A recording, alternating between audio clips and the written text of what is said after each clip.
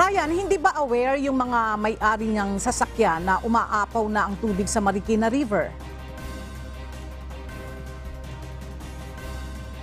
Ella, isa sa mga nakausap natin kanina, yung isa sa may-ari ng dalawang sasakyan na lubog.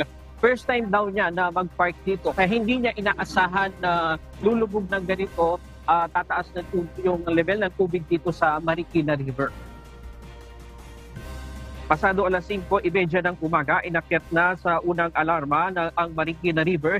Ibig sabihin, preparasyon na ito ng paglikas sa mabababang barangay na malapit sa ilog, gaya ng Malanday, Tumana, Doña Petra, Road 3 at Santa Elena.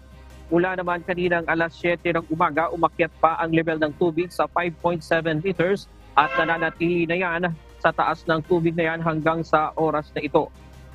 Kapag umabot yan sa ikalawang alarma, udyat naman yan ng forced evacuation.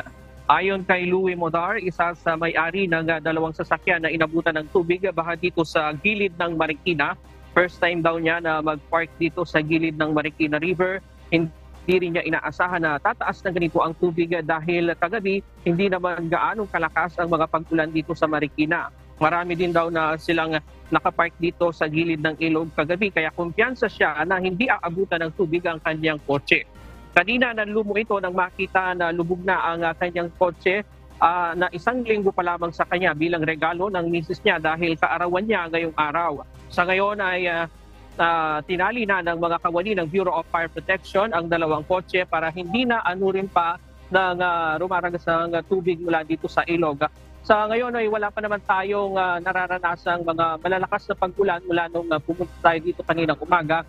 Pero nakikita natin dito sa gawin ng Rizal ay medyo makulimlim yung panahon dyan na siyang nagdadala ng maraming tubig papunta dito sa Marikina River. Balik sa'yo, Ella. Maraming salamat, Ryan Lacanlale.